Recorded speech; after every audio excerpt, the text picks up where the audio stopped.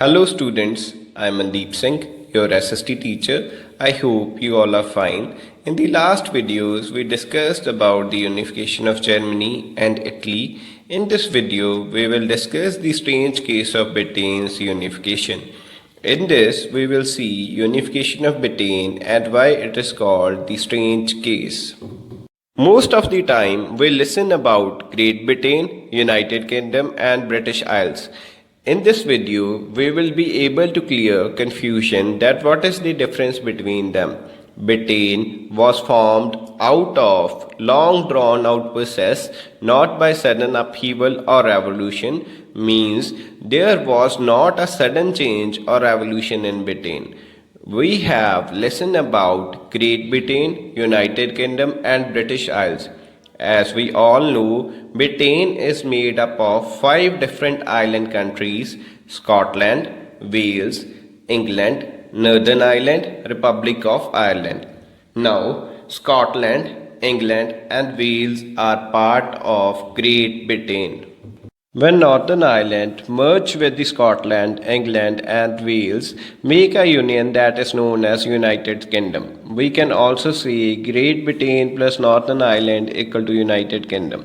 If we merge all islands, the union of these islands is known as British Isles. I hope now there will be no confusion between the difference of these unions. We have seen that in the unification of Italy, the different wars had been fought, but in case of Britain, there were no such wars. In case of Britain, there was long drawn out process. After revolution and many negotiations, they came to a result.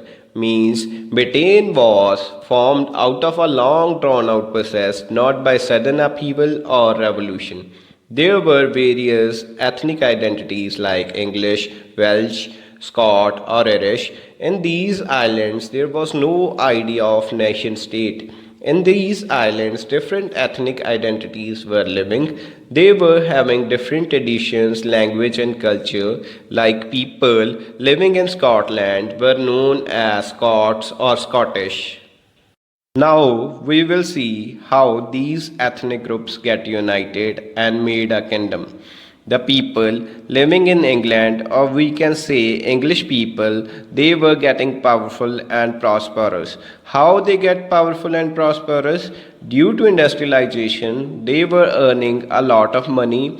This was how the people of England become rich and powerful.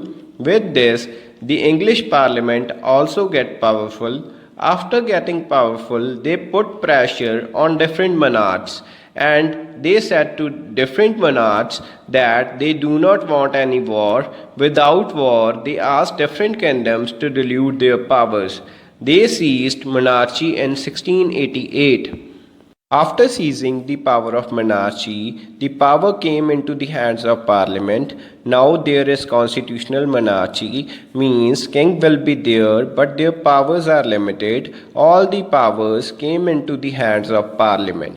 Before moving forward, first understand the concept conflict of Catholics versus Protestant. Now what are Catholics and Protestants? Catholics were Roman Catholic who were following Christianity from ancient times. We can say they were conservatives. Second is Protestants. It was another form of Christianity who oppose Catholics. They believe in new ideas. They believe that there is only one God.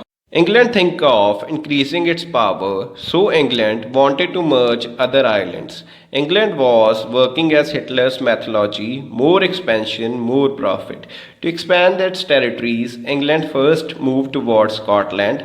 England was Protestant dominant country, but Scotland was having more number of Catholics. England took Scotland under their power by signing Act of Union in 1707.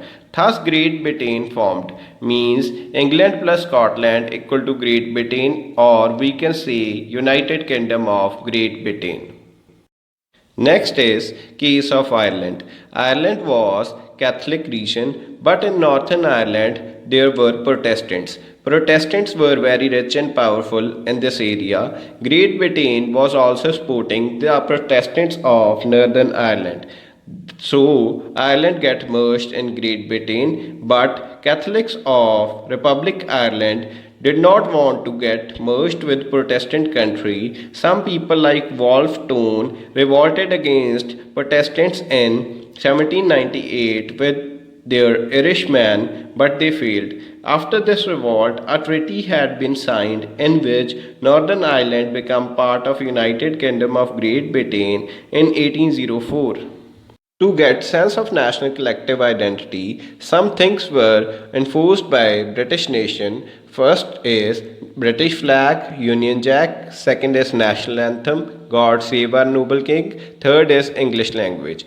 All the five islands merged together and formed British Isles. They formed a united nation that is known as United Kingdom. I hope you are clear how the Great Britain formed or unified. We have discussed all three unifications, unification of Italy, Germany and Britain. In the next video, we will discuss about the Balkans and visualizing the nation. I hope you are clear with this topic. Stay home, stay safe. Thank you very much.